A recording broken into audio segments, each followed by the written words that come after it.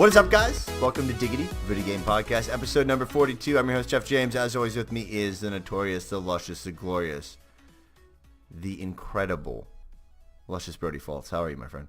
I'm doing good, buddy. How about yourself? I'm doing good. It's a Monday. We're recording. People are listening to this on a Tuesday. Whoa.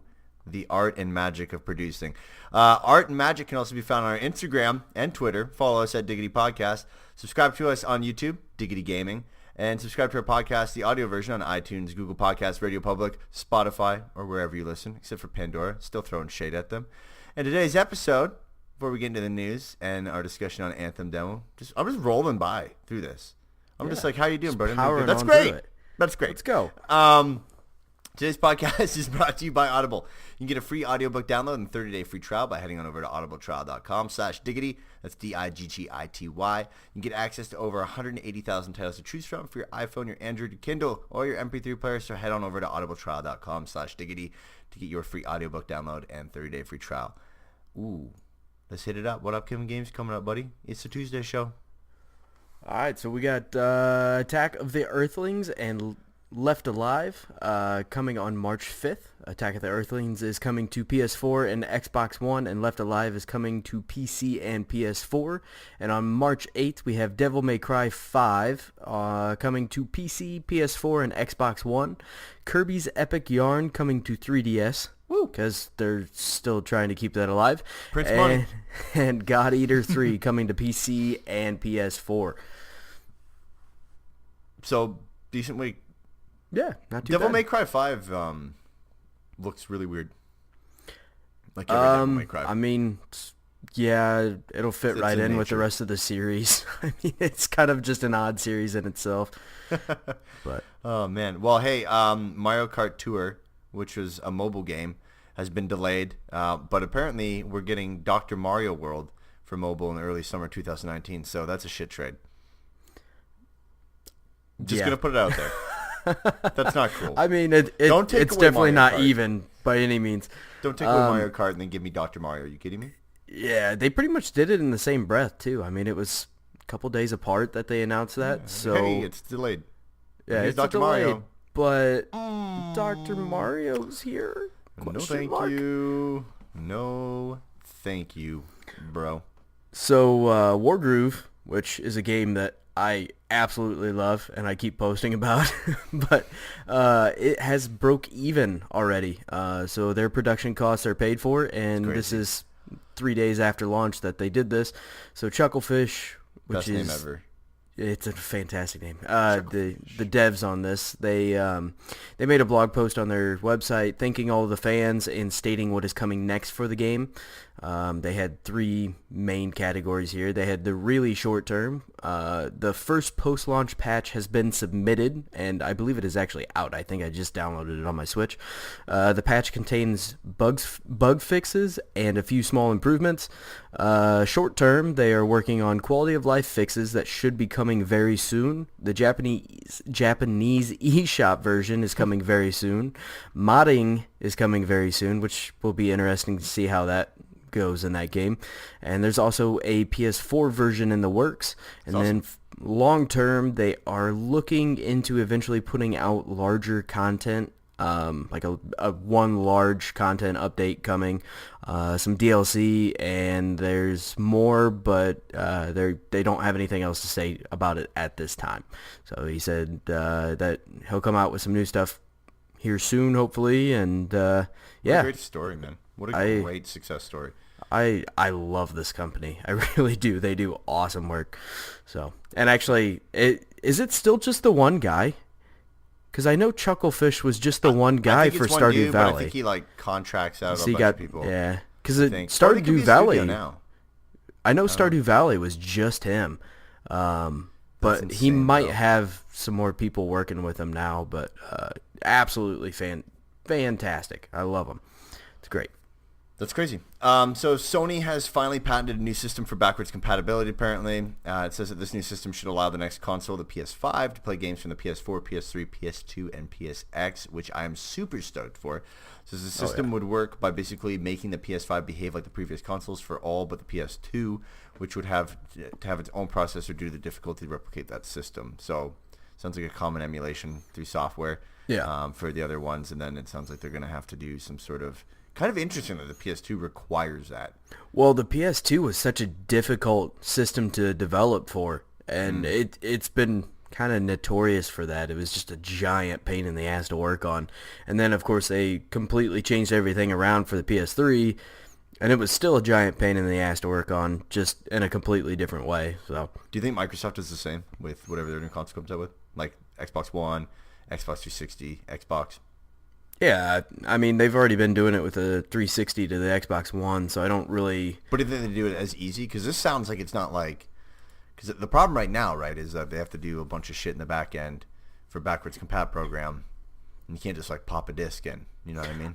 I kind of wonder if they've been future-proofing themselves. I would hope so. I would think they would. Especially for Xbox One games. Like, I'd be super pissed if I have to sit there and be like, okay, I have to wait, a year and a half to be able to play Overwatch.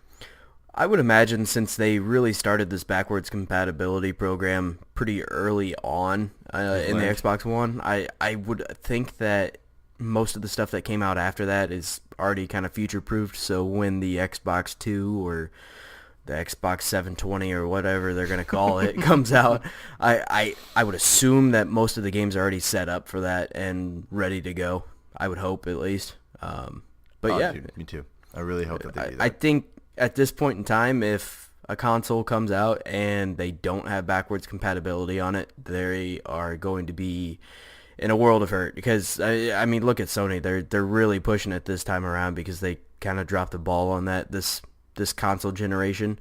Yeah. And they were forgiven for it because Xbox dropped the ball harder early on in the generation. But I think this next generation, that's going to be a must. Absolutely. Sweet. Awesome. All right, dude. Here's the last piece of news before we get into our Anthem experience. Oh, boy. So a new game was announced today and also dropped today. It is called Apex Legends, and it is out for PS4, Xbox, and Origin on PC. Apex Legends is a Battle Royale style game from the creators of Titanfall, Respawn, that has you play as legends from the series, which, mind you, I don't recognize any of these legends from the series, but they're there, and maybe it's all new characters. But anyway, they're basically hero-type characters that are new to the series, and they have unique strengths and abilities, and they kind of just toss you into the 60-player, three-man team Battle Royale. While the game may be set in the Titanfall universe, there is no wall running or Titans in the game, so it's pretty much straightforward gameplay, run, shoot, normal stuff. Respawn made it very clear that they have 6 core principles for this game, and it is posted right up on their webpage for this. Number 1 is making one of the most engaging battle royales ever is what fuels them. They're dedicated to supporting this game for years to come. No buying gameplay advantage, period. Players who never spend money still have the ability to earn cosmetics.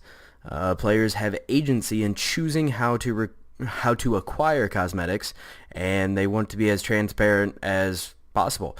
So this game was originally thought to be the next Titanfall game, Titanfall 3, and apparently it is not. So this is a rumored one? Yeah, this was the rumored Titanfall 3.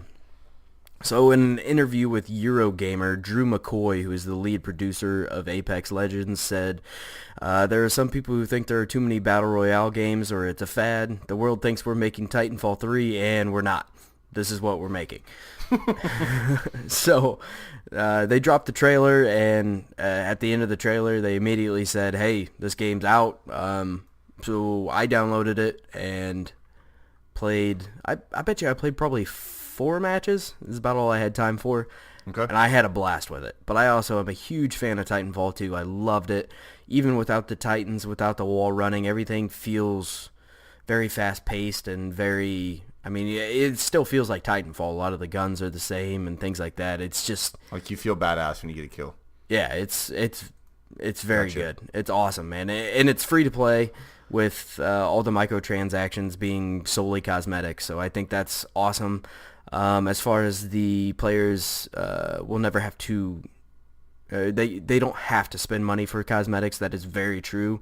They kind of do it in a loot box system, kind of like Overwatch, where when you level up, you get a loot box type deal, and you get 3 items out of it, and they're everything from voice lines to player banners to player skins and gun skins. So, I mean, there's a lot to unlock, but it feels just like Overwatch's unlock system to me. I was gonna say, like, feels the whole okay. thing. The whole thing felt like a Overwatch and Fortnite like had a baby, which is great because I love there's things I love about Overwatch and there's things that I hate about Overwatch, and there's things that I love about Fortnite in some aspects, and there's a lot of things I hate about Fortnite in a lot of aspects, and I think they married both of them perfectly together. I think they found that happy medium between them, and as it's far like as more serious, right? Like it's like serious, but also playful, but it's not pushing like some like fantasy based like goofiness on you. You know what I mean? Like it's not. You can still feel like a badass versus like Fortnite. I feel is like more goofy and fantasy based, which is fine. I mean, obviously it does great, but that's it's kind of meets in the middle between. I'm not even gonna throw PUBG in on this one. I'm gonna say like Blackout. I'm gonna say it meets in the middle between Blackout, the Call of Duty Battle Royale, and Fortnite. And I think it finds this very happy medium where your characters are still kind of playful and they kind of banter back and forth, but at the same time, I mean, there's nothing really cartoony about it or anything like that. I mean, obviously your characters aren't like realistic looking characters completely, but it's Titanfall Battle Royale with no mechs. I mean, it's awesome. I really had a lot of fun with it. As soon as I saw the trailer for it, I texted you and Craig and told you guys to download it because it's 3-man teams. Perfect for us. Craig makes it into the podcast again. He makes it in again, and he does nothing. He doesn't contribute anything. No, he hasn't done anything. Nor was he ever asked to. I might add that. I mean, it's that not is like true. We asked him to do anything, and he never did it. He just somehow makes it into this. I'm pretty the sure best he part doesn't even is- listen to all the episodes either. No, That's the worst part. He probably quits right before we talk about him. So I've said something about him, how he makes it into the podcast all the time, and he's like, I do? What? Thanks, man. I appreciate the support. But no, I think it's brilliant that they launched this thing and just kind of just put it out there. Because I think that's how you have to do it. Because if you listen to his interview, he thinks that people think that there are too many Battle Royale games. And honestly, I do think there are too many. Yeah. But if you're EA Games, you just kind of just drop a game one day and you're like, hey, check it out. Here you go, guys. Here's a brand new game based on Titanfall. And even then, being within EA Games, Respawn is kind of like that unicorn. They're kind of that company that somehow don't still get told what to do. I don't. Yeah, they still get to keep. Leash. Yeah, they have at least a very long chain, if nothing else, and they're very well respected. I mean, a lot of people really love the Titanfall series and really love what they've done. I think there's people that are pissed that Titanfall 3. Yeah. I mean, mean, I'm a little disappointed, but yeah. It's going to still be worked on right now.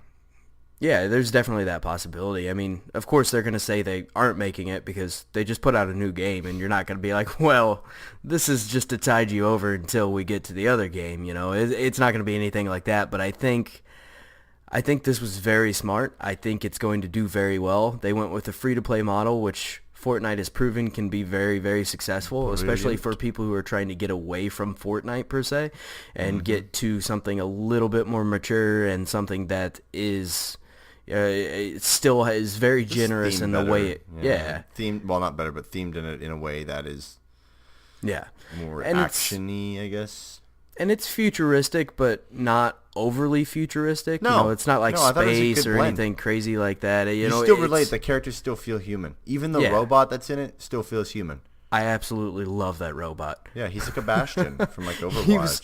He talks and he's got this big smiley face on his chest. It's fantastic. And stuff, yeah. He's like running around. He's like, time to use a zip line. It's great, man. I'm looking forward to playing it with you guys. I really think that this game beats Fortnite. I think it has that potential. Big chunk, dude. I think so too. It really does. Because I mean, for the most part, your biggest demographic with Fortnite is usually younger kids, right? Ninja. And Ninja. But I think the older crowd that has been playing Fortnite solely because it's a free-to-play title and they don't have to have anything invested into it if they don't want to other than their time. Right. I think this is a great alternative that is going to do... I think it's going to do great. I think it's going to definitely... I don't think it's going to drown out Fortnite by any means, but I think they're going to be able to coexist and both be extremely successful. Oh, they're definitely going to take market share for sure. Oh, absolutely. I think it's going to kill PUBG. Oh, PUBG, I don't know how it's been hanging on this long, but here we are, and I think this... I probably said this with the Call of Duty blackout, but at the same time, I think this is the nail in the coffin. I really, really do. Well, you said I don't know how it's hanging around, but I mean, that's kind of how herpes works. Yeah, it's just like herpes. It goes away and it comes right back, and not even the good kind. Is there a good kind of herpes? That's what one of my buddies used to always say. What? And not even the good kind? No, he used to say he got herpes, but don't worry, it's the good kind. It keeps going away. The good like, kind. But then I got it again. Like, oh man. Oh my god. All right. Well, hey, EA released that game today, and good on them for having a good mark on them. Maybe they released it because what we're going to talk about here in a second is not good, and that's kind of a pre-warning. So we put on our Instagram a little while back, just Anthem, the VIP demo had launched, and we actually did not have access to the VIP demo because we didn't pre-order it because we were scared as shit to pre-order this game. Thank God. Yeah. And so people on Instagram had asked us, hey, can't wait to hear about your review on this, and evidently we had to wait about another week and a half until we could actually properly review it. Because we just got to play it this weekend, and we put quite a fair bit of hours into it. We beat it. We beat the demo. We did everything we could in the demo. We played multiple javelins, and we'll get into that in a second. But so before we get into this and our review of it, those who have not played it, this game plays a lot like a Destiny.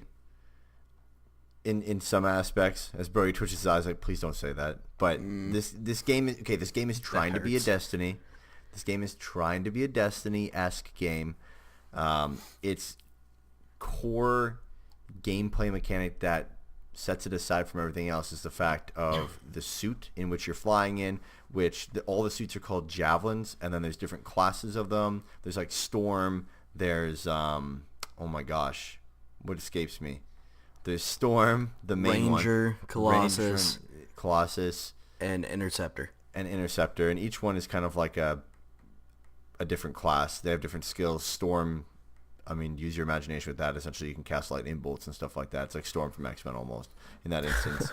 Colossus is like the Hulkbuster. It looks almost like identical. Like the Hulkbuster.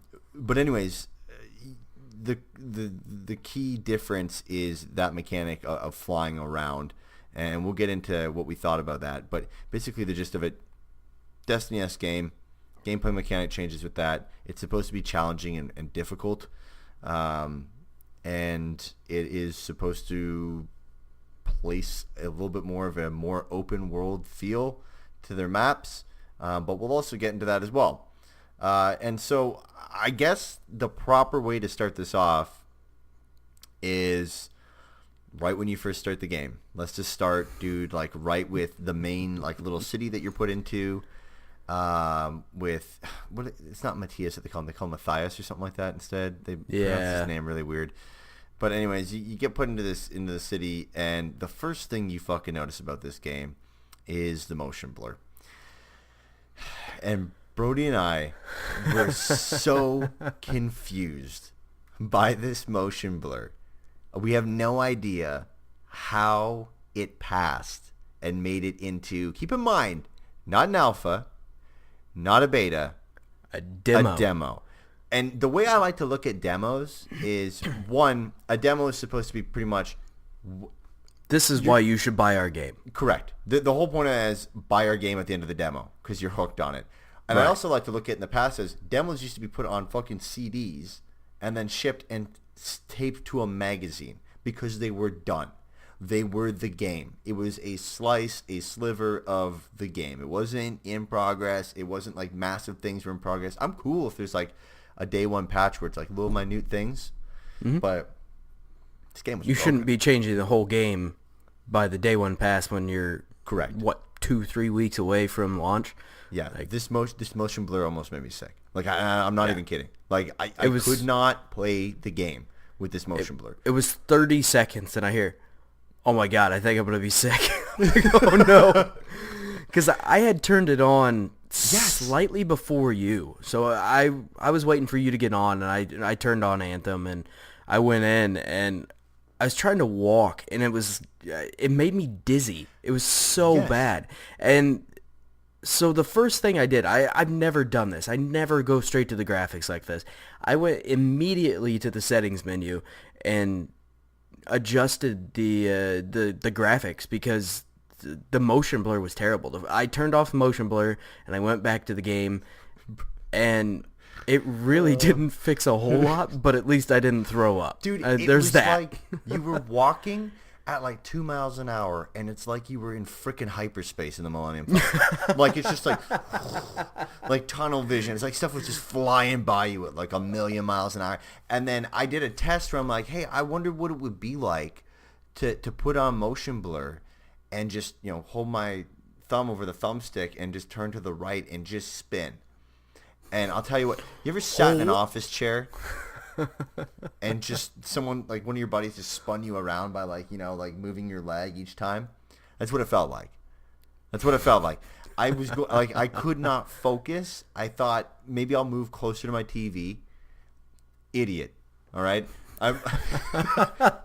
Made me feel more gross. I tried to give it a shot. I can't express enough. If you can find gameplay video online, if someone was dumb enough to keep the motion blur on while they stream this on Twitch or on YouTube, go check it out. It makes no sense as to how that made it. Like honest to God, we are perplexed. Normally we say things like, I don't know how this made it in the game. And it's kind of like lighthearted where it's like, what an oversight. Right. This just made no sense. Like, and there was zero sense to this. I thought I was going crazy at first until you said something about it. But then when you said something to... Yeah. I was like, man, how many did I drink already? And then my brother-in-law played with us that night. Yes. Or the next day is when he shot me a text. He's like, I don't know what you guys are talking about. Everything's Shout out fine. to Ethan. Yeah. And I could not. I thought I was going legit crazy because he said he didn't have any problems, and I thought I was going to vomit. I thought I was just going to puke everywhere. It was terrible. One of those things for once you're past like 25 or you're at 25, like your taste buds change. Maybe EA's developed a motion blur that just like how babies can hear sounds. And under. Like babies can hear sounds that we can't hear now. Yeah. Is that what it is? This game was made for like only we 23 and younger. Only we can see, but Ethan can't see it. And we're like, what is going on? And he's like, man, this is great. I everything looks fine. All right, man. So past the motion blur, kind of the central hub that you're in, the demo doesn't really have you move around too much of the hub. It's like a straight shot to everywhere you need to go for that. And every time you come back from doing a mission, you come back and talk to Matthias, and I'm going to be honest with you, one of my cutscenes did not work. Yeah. And oddly enough, it was a cutscene where right after there's a pop-up asking me if I would like to purchase Anthem, which isn't great. Not great. The cutscenes look beautiful. The character design, I will say this. So I'm going to get into some good stuff before we really kind of get into the cons. I think let's do that, okay? So let's just talk about everything good about the game, and then we'll get into kind of our cons. Because we've discussed kind of our first, like, this is what happened when we opened it up. We almost threw up. Before we move away from the hub city, I would like to say a couple cons about it, because I think once we get going on the rest of the gameplay, I'm going to forget to come back to it. Okay, go for it. But for the hub city, everything is extremely slow. You walk terribly slow. Yes, like you're insane. There's no jumping. Putting feet. There's no running. There's no anything. It's like you're at the pool, and the lifeguard's shouting at you to not run, don't jump, no horseplay. All you can do is drunk. walk very slowly. Everyone's drunk. That's a motion blur. There was the way they really advertised it was like this hub city was going to be alive, and maybe it does become alive later on in the game. But where the sliver, this is supposed to be. This is supposed to be level 10. Level 10 to 15 is what this demo Right. should take you on a journey of. So this shit should already be live in my books. That's But fair. go on, sorry. But anyway, I'm trying to give them the benefit of the doubt, man. Just something. Look, dude, I'm just trying to keep it real. That's the whole thing that we do here. Yeah, I know. No sugarcoating shit. But yeah, the hub city was not great for me. It was actually I hated the fact that I had to load back into the hub city every time, because there's half the time there's no reason for it, especially after you beat the missions in the demo. Just like do it Destiny style, where it loads you into a directory and then you select your next mission and go. There's no reason to go back to this hub city. But anyway, I'll let you carry on with the good now. Cool. So I'm just gonna hammer out a quick couple of good kind of generic pros about this of this game, of the demo, of the slice that we've played of this game. So pro, I do think it is a pretty game when you are standing still, and we'll get into that later. That's the truth. I know. It's a sad truth. It's the truth. Yeah. I do think that the character designs are very cool in the hub. The ones that you can walk around, like the designs are really cool. They're like realistic. Everything's like super realistic in the hub, but they're also got a little bit of like a kind of cool like fantasy vibe to them. Yeah. Like the light up face tattoos and things like Yeah, that. futuristic kind of tribal cool stuff. Second to that, the cutscenes look fantastic. The way that the lips and mouth move specifically on the characters is great. It doesn't look like a Terrence and Phillip talking to you. It looks like someone really took the time to do that, and I think they mocapped the faces of the individuals who are doing that for the cutscenes, which I think is great. Yeah. The javelins, I thought looked really cool. Some of them, like the Colossus and Storm, I wasn't too happy with. The Colossus, the only reason for that is we pointed out earlier, it really did look like the Hulkbuster. And Almost identical. That's cool, but I also felt like people have also done these big mechs before, like this big tanky brute mech, and it looked very close to how everyone else does one of these, and I just feel like there could have been a lot more imagination behind that. And keep in mind, we did only see one armor set, so you can Correct. get different armor sets, but this was the only armor set that we ever saw, was the default that it gave you. I don't even know if it was dropping armor sets for anybody. As far as I know, I think it was just the you default. had to go in and you had to select other stuff if you want to, and then you can unlock it with gold. I couldn't even find that option to do the different armor. I Hey, saw well, like the... We'll talk about UI in a second. Oh boy. It's a whole nother topic. Other pros to it, I thought the music was really cool in game. I thought some of the enemies were pretty cool. And the environments, I really liked the design of the environments. I thought that they graphically looked really well put together, and that they were solid, especially in the open world environment. I didn't feel like there was really any dead space. I felt like there was nooks and crannies to hide. I felt like there was some cool areas that I probably could have went back to, and I probably would have, overlooked the first time. And those are... Oh, and matchmaking, once we finally figured it out, no one ever got dropped. It worked. Right. So that's a plus for me. Those are my pros. Brody, go with your pros before we launch into this.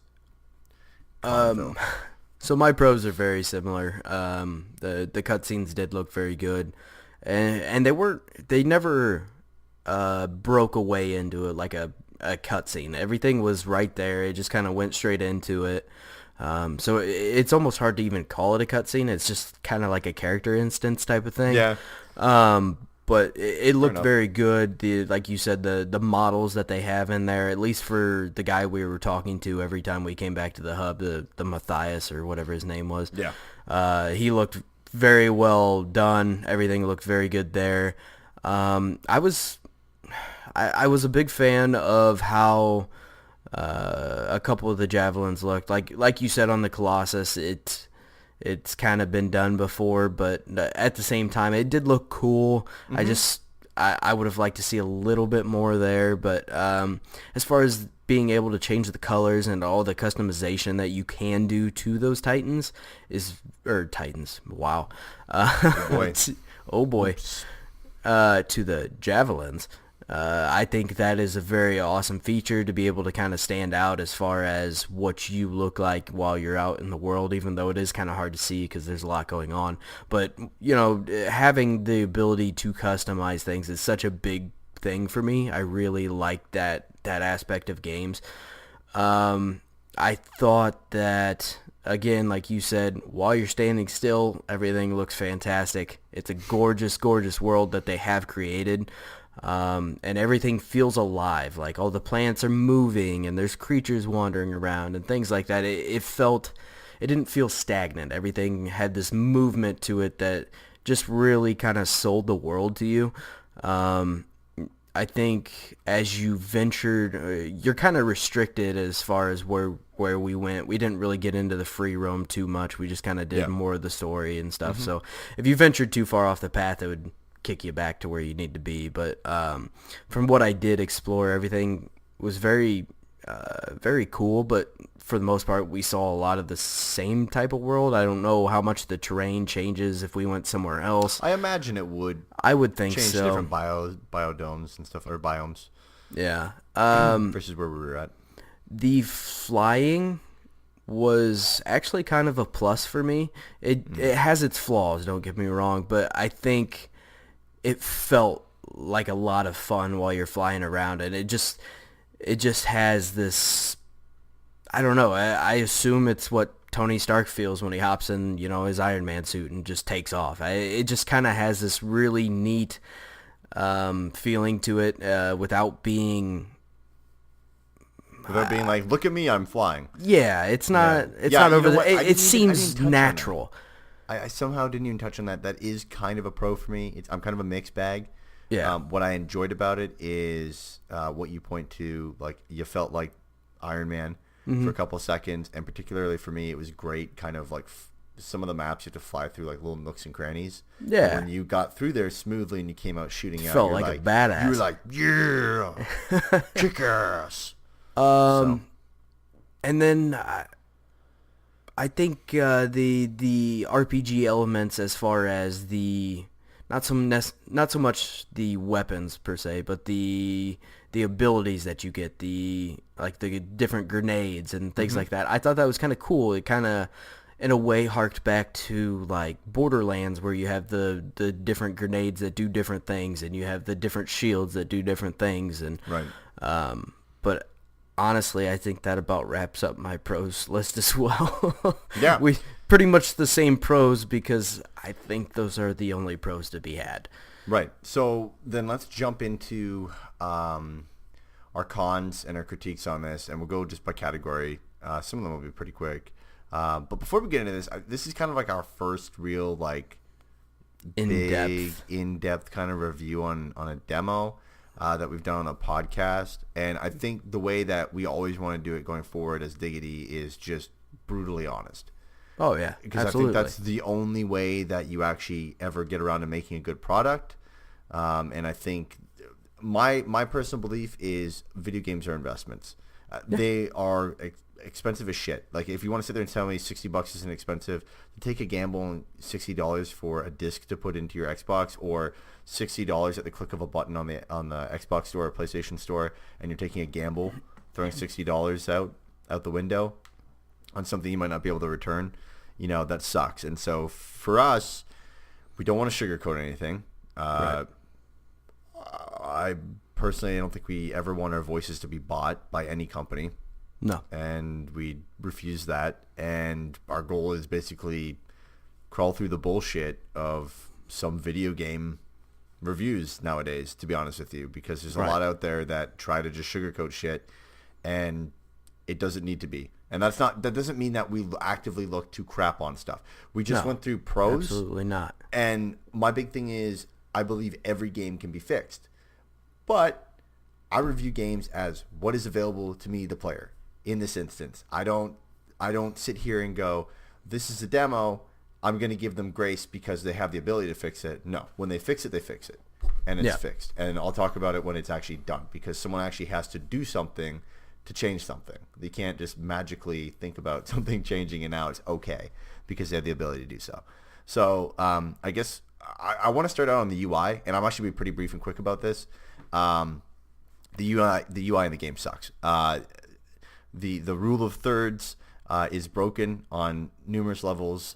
They tried to make the UI a diagonal and like kind of like poly themed kind of UI with sharp angles.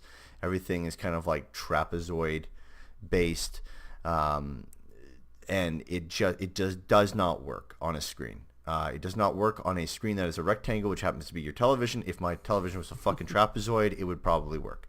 It doesn't. It was brutal. Like, we would be, for example, for my javelin, I was trying to figure out how to change the color of the javelin of my arm, like the armor of my javelin. And you go in, and normally when you're in a UI and you're clicking over something, whether it be a freestyle dot/cursor that moves on screen, or it's a snap to button or action button, there's usually an outline. And some things had outlines and some things did not. And sometimes those outlines were the same color as the color you're trying to change. And it took me asking Brody and asking Zach how to change my color, and they're like, oh, you need to move to the right. Well, the problem is that the entire UI is like slanted like this. And so you're like, well, to the right, and it just doesn't seem natural because it's down here. Your selection's up here. So you're like, as a human being, I can't go over. I have to go down in some instance, right? And it's just little things like that pissed me off.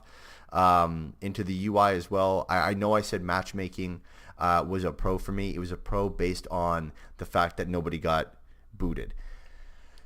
To set a squad up in this game pisses me off. One, it doesn't let you know when an invite has been sent. And that could have been just a demo bug or something like that. I have no idea. Nonetheless, it shouldn't have been a thing. On top of that, you're only allowed 4 in a squad, which is kind of a letdown, to be honest with you. Like, I don't know. I feel like 5 or 6 would have been cool. Yeah. Especially for us, because we kind of have a core of at least 3, and then we sometimes have cycle up to like 6 5, players. 6. Yeah, exactly. It just depends on who's online that night and all that. And the last con for me in terms of UI was really the fact that, like, I just don't understand what they were thinking when you had to ready up for matchmaking. And it just seemed like shit was just not working. Like, you select on a map screen where you want to go. Then you have to exit out of that map screen. Then you have to ready up. Everybody in the party has to ready up and press X, but that's not clearly defined until you go to another diagonal screen and select yourself and ready yourself. And then you, the party leader, has to come over. And then when you click X, which would start the matchmaking, sometimes it would work, and then you'd have to hold it because it wouldn't work, and then you would hold it and it would start doing it, but then you'd let go and it wouldn't work, and then you would tap it a bunch of times and then it would work. And none of us could ever make it work 100% the first time, and the UI is a mess. Like, they fully need to redo that. And the HUD, I was okay with the HUD. I know some people really weren't online. I thought the HUD was okay. But the UI sucked. So, your cons about the UI. The UI, the color, changing your color of your javelin, which I was able to tell you where it was just because I spent some time actually trying to figure out where it was. I stared at that screen and I tried to change it the first time, like, what the hell? Like, I can choose, like, the material, whether it's shiny, which is awesome. It's a fantastic you could feature. Choose plastics, rubbers, leathers, right? Like alloys, anything. Stainless steel, anything is great. And so I stared at that the first time I went in to change my Javelin, and I got it somewhat set up. I'm like, okay, I guess I'm just black and white then. So that's where we're at. And I finally went back in and I stared at it for a while, and I finally was like, what the hell, I'll try going to the right. And I went to the right, and it just kind of puts you on this little box. It doesn't tell you what it is. So like you were saying, you got the polygon shapes, right? So it comes out and it comes down at a diagonal. And from that diagonal, now I am on to the right end of this polygon. Right. And it's not labeled. It doesn't tell you anything. No. It just and it's highlighted the same color as the rest of it. So you can't color. even tell you're on anything. And I just so happened to click A. I'm like, oh, hey, here it is. Like that is just bad UI design. I don't design UIs by any means, but I do use my eyeballs to look at things, and I can tell you right now that is not pleasant on the eyeballs. No way. As far as the HUD, I think the HUD was fine. I didn't really have any major issues with the HUD. It is what it is.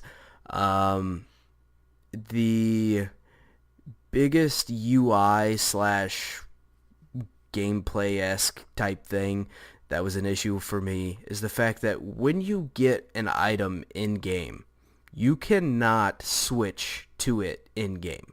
If you hit your start menu, it does not have a backpack or an inventory or anything like that. I know this is not directly UI, but it's tied in enough to me. I feel like that's such a core thing in a loot and shoot game that I should be able to go into an inventory menu and equip whatever I just picked up. That's just how it should work. Hey, that's common sense. Yeah. Don't be using that now. Right. Yeah, get away from that. As far as the multiplayer thing, I did end up finding out that you can actually just hit X from that main menu there. It shows down on the bottom of the screen. It's not very visible. It's not very obvious at all. No, it's fucking dark gray on a slightly darker gray background. Right. It was terrible. Great. And I cannot even imagine what it would be like to try to play this game if you were colorblind. It is an absolute disaster. It is just asking for someone to complain about it, because there is no way someone who is colorblind is going to be able to play this game. There's no accessibility for them. It's just the way it is. I don't know what the colorblind options change in game, because I did see they have some. They did have some colorblind issue or adjustments, but as it stands, like, they'd have to completely redo everything in the UI in order for it to work properly. And I just, that UI was slow and buggy, and like you said, when we tried to load up a game, you have to go down to Just 50 start. steps for no yeah, reason. it was way too many steps for something that should have been one button and you're off. Zach was it Zach that gave the good description of it, or someone in our group? It was probably Zach, which is another one of our buddies that doesn't he have at a least podcast, but he made listens. it. He at least Yeah. listens. So Thank you, Zach. Thank you also for serving the country. Yeah. His point was, it just seemed like someone just said, how can I make just the fucking craziest looking UI and make you feel like you were operating like a fucking supercomputer? Because he's like, everything has like 3 to 4 extra steps that are not needed. And then on top of that, everything had like some crazy color scheme to it, some crazy sheen, or like some menus would be like, the font would be massive. The selection would be massive. And then the next screen, the font is tiny and the selection is tiny. And like for example, the color, selecting your color, the square for the color was like the size of like a hockey puck on my TV screen. Now obviously I have a 60-inch TV. However, it was massive on a smaller screen as well. yeah. It's just, I don't understand why they went with that. And normally I wouldn't critique a UI this bad, but literally it prohibited us from playing the game properly for so long. Yeah. Because we had to figure out where everything was. And it wasn't a normal like, oh, here's a new game. Oh, I don't know in these menus. Let's figure it out. It just didn't work. Like we played this 2 days straight, this demo. Mm-hmm. with different people. And every single time we tried to do something with that group of people, more than half of us had no fuck idea what we were doing in the menus. Or we're like, well, hold on, that was there. Where's it now? Or wait, no, Craig, you got to click through 3 screens to then get to that button. Or Zach, no, you got it. Oh, you want to change the color, Zach? Make sure you go into this, slide to the right, then go down one and slide over to the right. I know it looks like you're not on it. You're there though. now don't click A, click Y. Yeah. Oh, okay, weird. Anyways, this is UI. Next category on this, let's go right into gameplay, because that's what people care about the most. All right. Oh boy, here it goes. Cons on this. If you thought it couldn't get worse from the UI, here we go. So, I appreciate the flying mechanic. Okay? I appreciate what they try to do. Like I said, you do feel badass when you're slipping through like a little crack in the wall and you're like, yeah, I came out the other end. You know, great. I feel a giant butt coming on. Like Nicki Minaj size butt right now. But camera fucking sucked when you're flying. Especially if you had to make tight turns. And I feel like if the camera zoomed out a little bit more, that wouldn't be a problem. I also felt like in the open air, I felt super feathery. That could have just been who I was using. I tried Storm and I used Ranger, correct? Yeah. Yeah, Ranger and Storm. So it could have just been those characters. I didn't play Colossus. Brody did. But it felt feathery to me. On the flying, the overheating drove me nuts. Yeah. I get it. You can hover over water and you don't overheat, which I think is also stupid. I get it. You can fly lower over water and you don't overheat. Problem is, in the demo, aside from the 15 fucking waterfalls you have to dive down, there's not, like, where you actually fight, there's so much shit that you can't fly low to the ground like that. And then the other thing that people are like, well, hey, you can just go up and then down and up and then down like a glider, you know? And I'm like, okay, cool, great. So now I look like a fucking dolphin in the air. Now I don't look like Tony Stark. Now I look like some idiot that's just doing, going up and down, up and down, up and down to conserve the overheating. So that's the flying from the gameplay. Brody, your cons on the flying, and then we'll keep going through the gameplay. Yeah. I hated, probably one of my biggest complaints about the flying was the fact that when you initiate the flying, you boost straight forward for like 30 feet without being able to do much of anything because you just take off right now. So for me, there was a few times I needed to fly, but I couldn't fly straight forward. I needed to take off and get out of there, because you're in combat and it's like, hey, I gotta bail, right? And so then I would do that, and I would fly right into a wall or a rock because I have no choice. I have nowhere else to go. And so I would have liked for, I don't know, maybe like a soft takeoff, like maybe not try to go up to the fucking moon right now. Just an idle? Yeah, maybe just kind of hover a little bit and put it in park. Back out. Just something, or even just boosting straight up, like something like that would have been pretty great. Cool. Mm-hmm. The overheating was ridiculous. I understand there's gear and things that affect your overheating later on and things that can make it better, but this was level 10 though. This is level 10. Level 10 to 15. I mean, as we did play the demo, I did get some gear that was like a 5% increase to overheat time, right? Yes. But at the same time, it should be significantly better than what it was, and then you can still add gear to it. The overheating mechanic as a whole just seems kind of dumb to me. Like, I'm in a giant Iron Man costume flying around, but you're telling me it overheats in 10 seconds.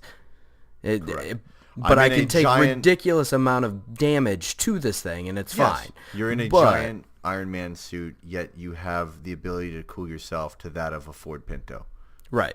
But this very high-tech machinery, armor, whatever, cools down as it's over water. Like, is it siphoning the water and that's science, bro. Water cooling this thing? Like, what's going on here? It doesn't make any sense. And on top of that, for them to was the fact that there's no fucking explaining that because it was 10 to 15. But go on. Yeah. Sorry, that's just a key point. There was no... You were just kind of, here you go. Yeah, figure it out. And on top of that, for them to pay attention to water as physics during that portion of it is really dumb, because if you catch on fire and you run in water, it does nothing. So for all of a sudden... Hold on. We're getting ahead. Well, no, it ties in. It ties in. Okay. I'm saying to pay attention to water physics in one portion but not the rest of it is kind of stupid. But anyway, yeah. The flying, I agree. It felt a little floaty, everything. Like if you went to turn, it kind of took a little bit. I mean, there was no drastic movements. I hated the initial takeoff, and I think there was a lot of cool things about the flying, but at the same time, I thought it needed some work for sure. Yeah, but as far as the gameplay aspect of it, I think that's probably one of the coolest parts. Yeah, what was cool was subdued by things that just should have been, I feel like, kind of easier to nail down. Like, let me make tighter turns. Let me do cool shit. Let you boost straight up. Let you just kind of float there for a couple minutes and then go out. You know, like it was hard on that aspect. Okay, cool. So flying, mixed bag for sure. At best. So moving from the fly mechanic, because that is one of the main things of this other selling point. Let's talk about enemies. Oh boy. I thought the design of most enemies in this game were kind of meh. Very, very generic. Kind of generic, except for the giant ball sack spider thing that we fought. That was just weird. The giant spider with 3 glowing ball sacks on its back. Yeah, that was great. Super fantastic. Weird. Generic enemy design, and to me also, when enemies attack you in this fucking game, all of them have the same color of fucking attack as the warning signs that are coming at you, your HUD, and everything just kind of blends. And I don't know what it is that made that blend. I don't know if it was the frame rate, because we'll get into that for a second. But you just, when there was a bunch of enemies, I mean, and I get the flying thing, but I wanted to be on the ground in some instances. And it just felt like my whole job was just fly to the most northern part of the map, shoot a bunch of enemies while I float there, fly to the most southern point of the map now, shoot a bunch of enemies that are there, fly to the east, fly to the west, because you could never land. And there was times where I would be behind like a rock, a massive boulder, and like someone's laser or whatever they're firing would just beam around that rock and hit me. Yeah.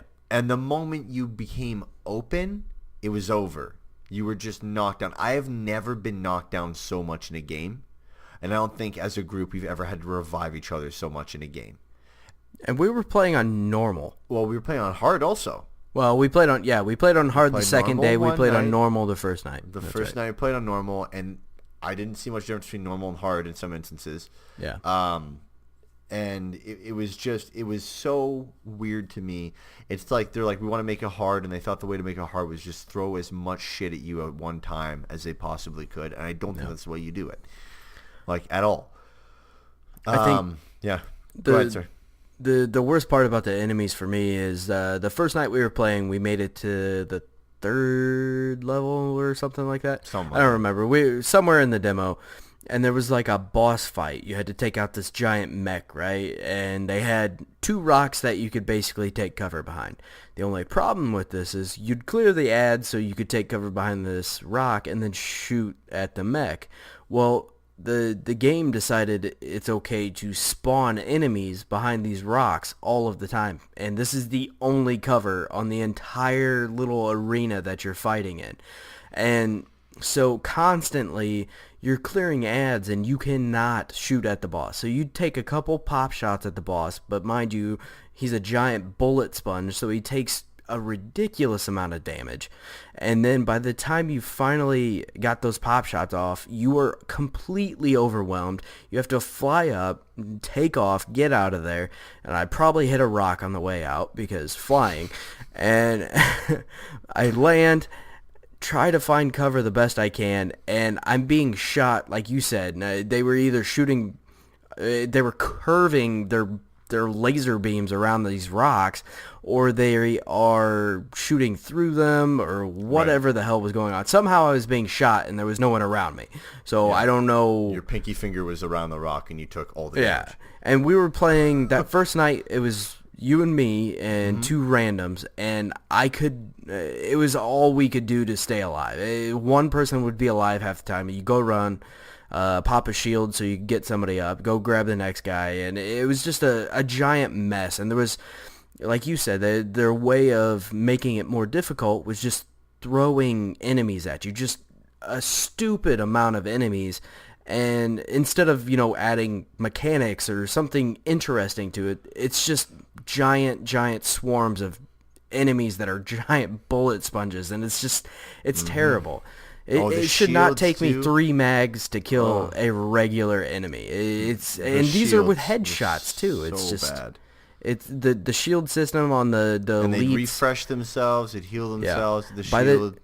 You would start taking a shield down, and by the time you have reloaded to finish off the shield, his shield was back up. Yeah, so you had to use an ability to, like a grenade or something, and then shoot him with everything you have to get his shield down, and then you have a few seconds. But even then, it's just it was too much, and the way they did it was cheap. It didn't feel like it was hard because it was difficult because of mechanics or anything like that. It was like a cheap artificial difficulty it was just let's just throw more shit at them. Yeah. Like, oh, you're on hard? Okay, well this guy is now going to fire twice as many. Yeah, and now you're on fire and poisoned for who knows why. Right. And it wasn't redeeming. It wasn't redeeming feeling. Like, it wasn't like, holy shit, this is hard. And then, like, because we did the whole demo. And we played against the boss battles. And when we did the ball sack spider, we played the lovingly named. It's called the Tyrant King, but whatever. But anyways, ball sack spider. We played the ball sack spider. Like, it was 40 minutes, dude. Yeah, 40 minutes on hard. And it wasn't 40 minutes of like, oh look, he's changing up how he attacks now. Oh look, like the only difference that changed is he crawled. He crawled up the wall, and then he would come down. And then, like, at the start, he would, like, spit webs or whatever out of his ball sack. And it was just, like, it wasn't redeeming at all. Like, when we beat him, it wasn't like a Destiny where we're like, holy shit, we kicked ass. Like, there we go, we did it. It was just like, I'm done. And now it's time to turn this game off and never play it again. Yeah, we were all like, okay, cool. Yeah, 40 minutes of fighting that boss. And it was just... It was 40 minutes. There was nothing redeeming about it. Shooting a crawling ball sack on the wall. I felt like I didn't get anything impressive as far as gear-wise out of it. There was nothing that would push me to do that again. No, not at all.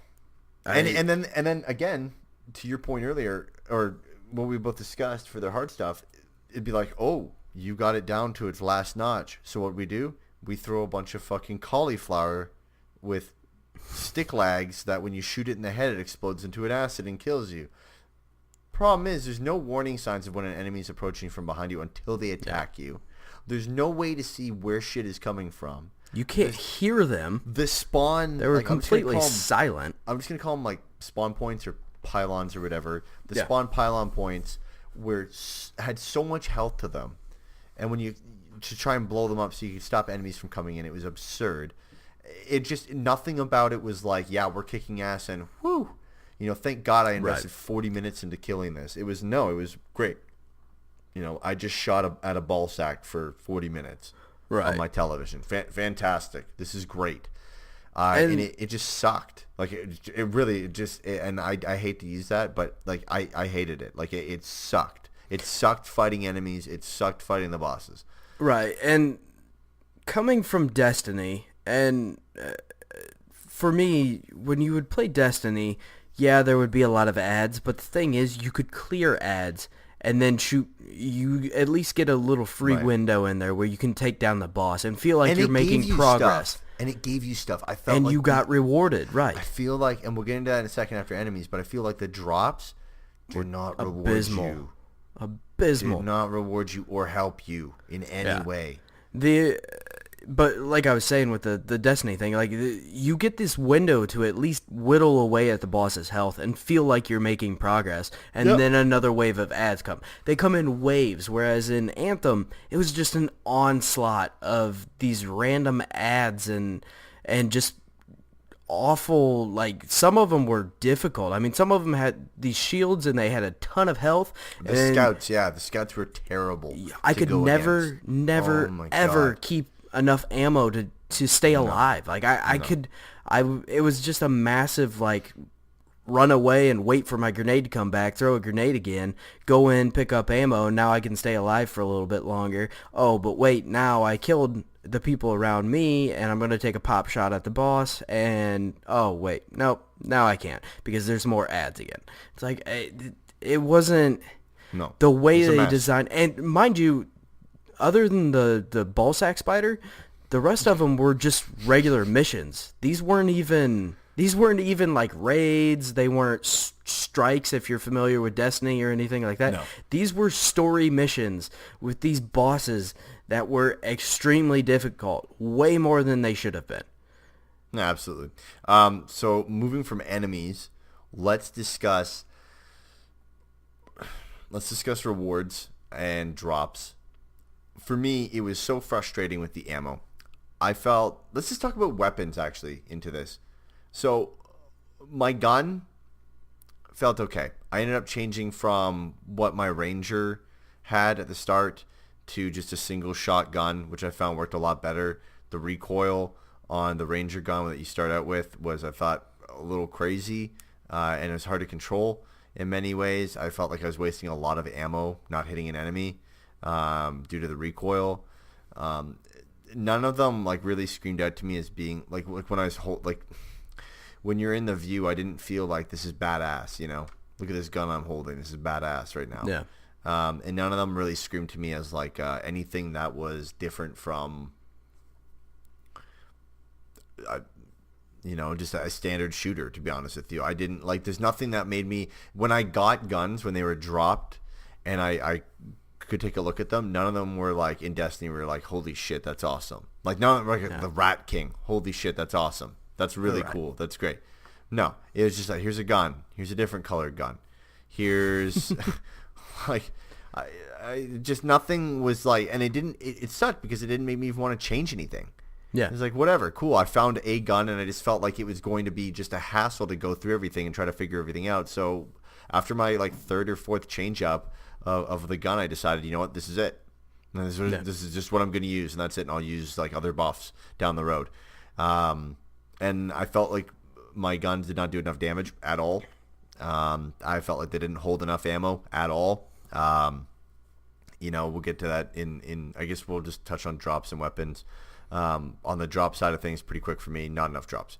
Not enough ammo. Our squad played half the time. I felt like I was just using the right and left bumpers to cast my grenade and a storm, using my storm, or I was using the D-pad when I could to, I'm going to call it my ultimate, but, use my ultimate on other, other enemies, and it just became something where I just felt like I was casting shit and throwing grenades more than I was even able to use my gun. And that's because my gun didn't hold enough, and what was dropping wasn't enough. There's also not enough health drops to supplement, your shield and your just general health. And I don't know. I don't know why. Again, I think they just went, well, you want it to be hard? Okay, cool. We're taking less drops away from you. But there's already less to begin with in normal. Yeah.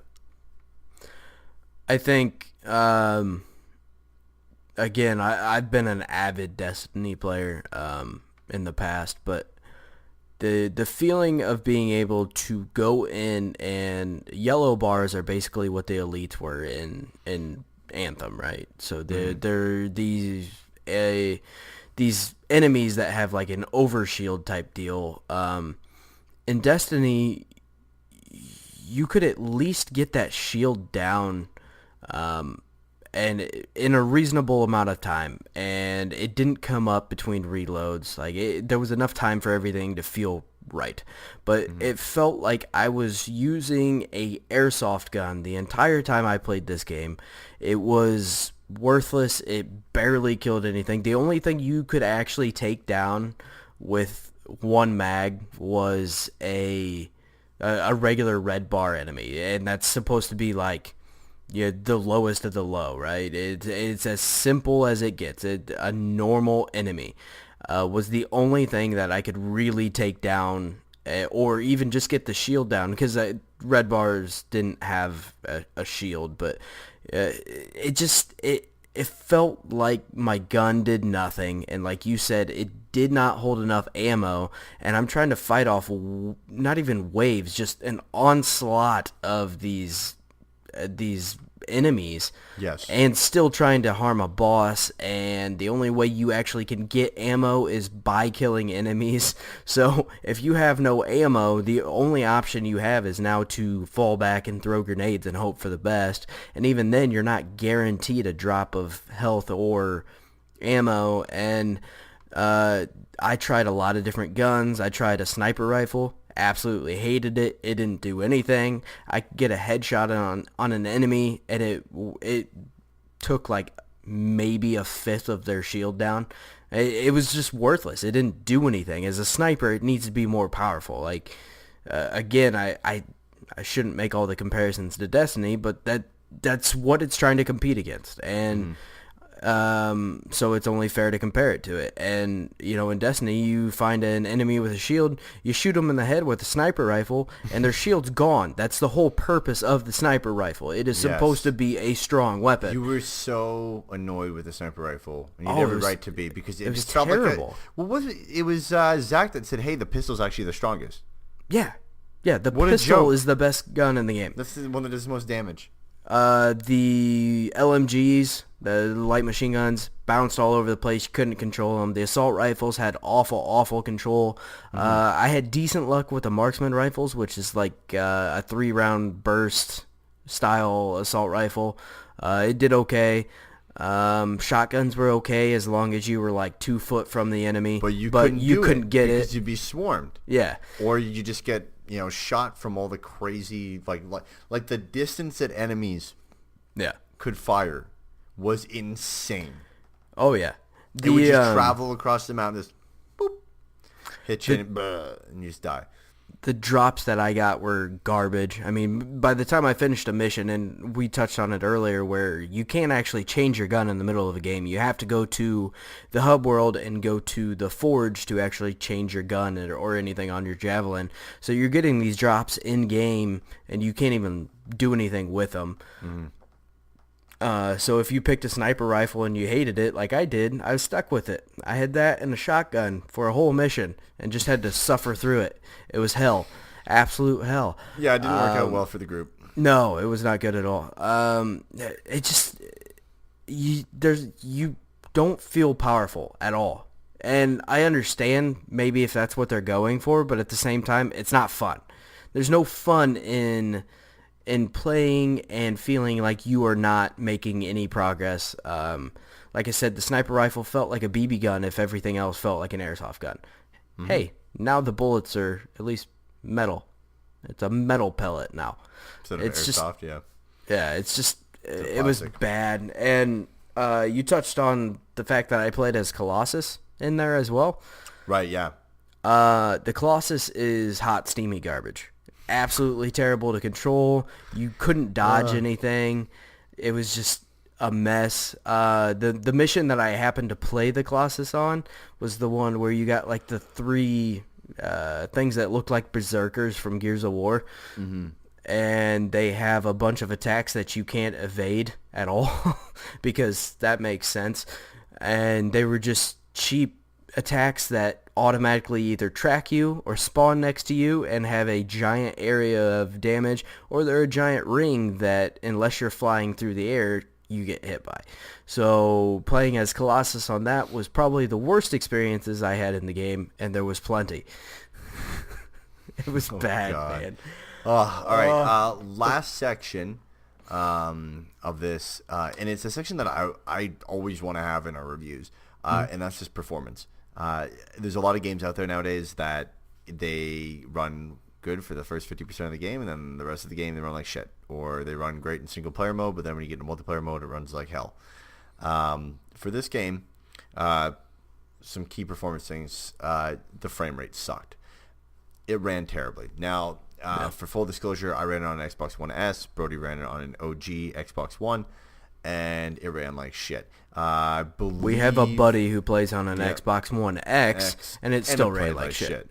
Yeah, and it still played like shit. So we played on all 3 different SKUs of the consoles for Xbox. Did not play on PlayStation, full disclosure on that, but we still saw people complaining about it. Yes.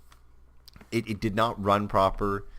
It affected things to where the point where I didn't know, like what I had pointed to previously, I didn't know if it was the frame rate that was fucking up the fact that I could not see properly what the enemies were shooting, or where the shots were coming from.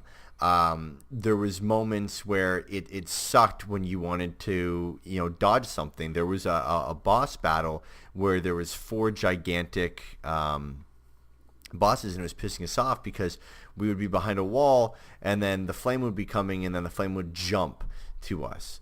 The flame would spawn next to us. It was hard to react because the frame rate was so terrible. I felt like I wasn't actually able to react at the speed that I needed to react to dodge any of the enemies or to dodge any of the attacks. There was also, to go with that, there was kind of almost a slight delay on your evade. When you would actually try to jump out of the way, there was this like awkward delay that just made it just hard enough to get away from things. Yeah. No, that's a good point. You definitely had to like make your own timing for that. Yeah. Which didn't feel natural at all. Other things for performance, like I said at the start of this, one of the cutscenes didn't run for me, and it wasn't just a me thing. There was like 3 or 4 of us in the group where it just did not work for us. Yeah. Matchmaking, the button would fuck up a couple times with us, performance-wise. I don't... I almost totally forgot about this. When moving into any cave whatsoever, loading screen. Yeah. And it would have been fine if the loading screen was like a couple seconds long. These things killed the mood. You would go from a battle or a swarm of enemies that was perhaps smaller as a group, as collectively, and we would sweep that swarm of enemies and be like, yeah, kick ass, and we'd start running towards the cave or the next part, loading screen. And it would take forever to load up.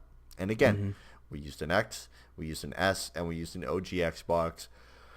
Same problems across all of them. It took forever to load in. It took forever for the loading screens to move over. And that was something that they tried to hit on, was this is an open world thing. And I get it, there's free play, and there's the missions. Come on, the missions are based off of the free play map. Make it work. It's absurd. It's been done before. There's no reason they can't do it. I think I hit all the performance things, right? Yeah, I think you touched on everything. Okay, cool. The frame rate, like you said, was just it's just garbage. Just terrible. You couldn't, even when we say the game looked good standing still, we can't emphasize that enough.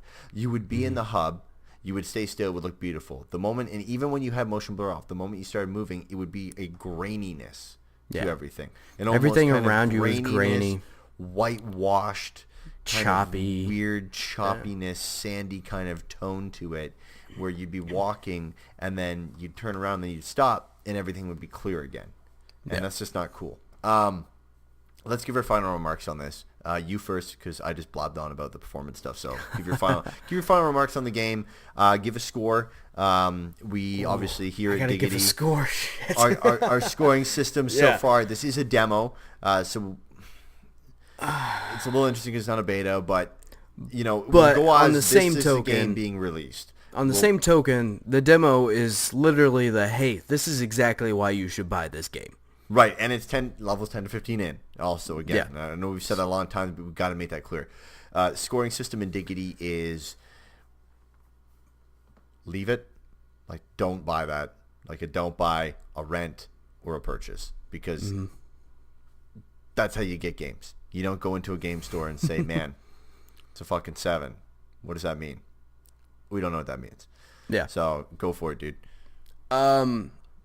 Overall, I think this is a game that sucks a lot because this is a game that was supposed to be one of the huge games this year. Was supposed to be so many promises that were letdowns. I really wanted this game to be good because it has such a cool premise to it. The whole suits, the javelins, I think it's such an awesome idea. The execution was very, very poor. I did not have any fun the entire time we were playing this game. We played it literally because we had an obligation. We will not be picking this game up, so we will not have a review for you because we don't get codes. We have to buy everything just like you guys do. So my recommendation is leave it. Don't touch it. Stay 10 foot away. It might give you the herpes that it has. I don't know. And not the good kind. Not the good kind. I just cannot stress enough that this game is an absolute letdown. And in the state it is terrible. And I don't recommend buying games hoping that they'll be good in a year. We at Diggity cannot condone that. That's not promoting good business practices. Yeah, no, definitely. My quick remarks on it: performance is terrible. This is their shot, as you pointed out, to showcase the game, and not from the very beginning, from level 10 to 15, from a couple hours in. And the view I got of what this game would be a couple hours in was terrible. You cannot call this a demo. From a technical perspective, performance-wise, it was terrible. From a UI perspective, it was designed poorly and confusing to the player.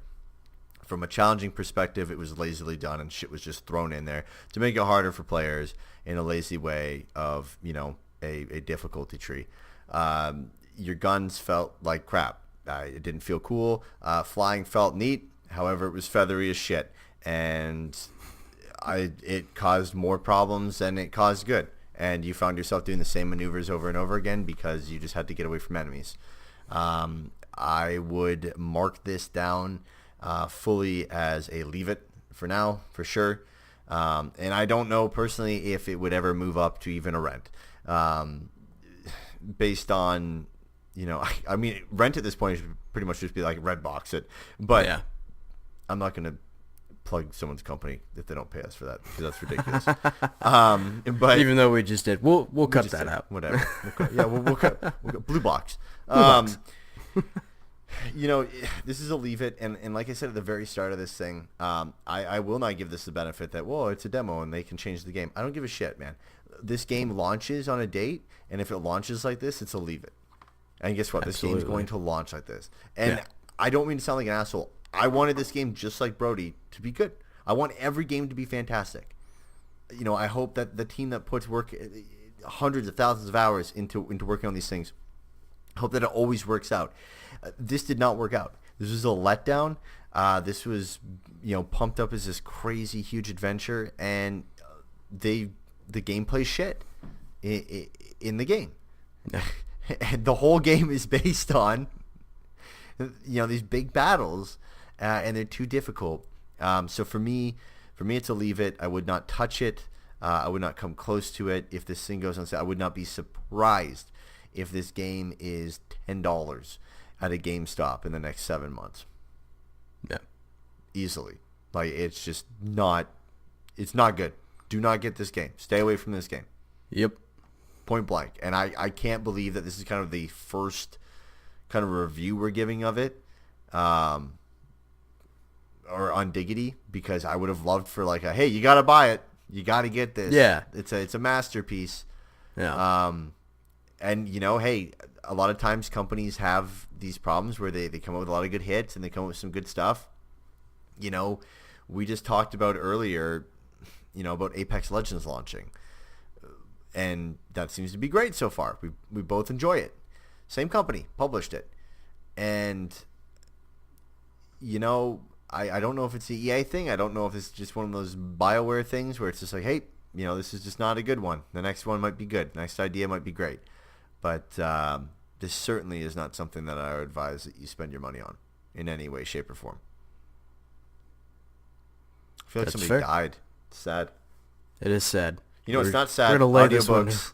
Hey! Today's podcast is brought to you by Audible. You can get a free audiobook download and 30-day free trial by heading on over to audibletrial.com/diggity. You can get over 108,000 titles to choose from for your iPhone, your Android, your Kindle, or your MP3 player. So head on over to audibletrial.com/diggity. Get your free audiobook download and 30-day free trial. Thank you, as always, to the Amazon team and the Audible team for sponsoring the podcast. You can follow us on Twitter and Instagram at Diggity Podcast. Subscribe to us on YouTube. If you're watching the video right now, what are you doing? What's wrong with you? I'm looking right at you.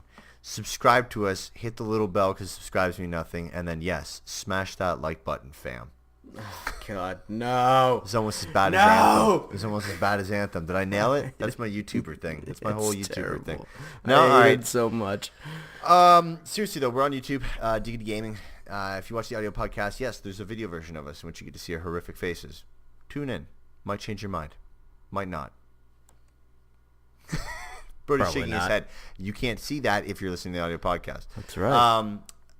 My gamer tag on Xbox One, Maple Jeff. Brody, yours is Luscious Brody. hit us up there. We're always accepting.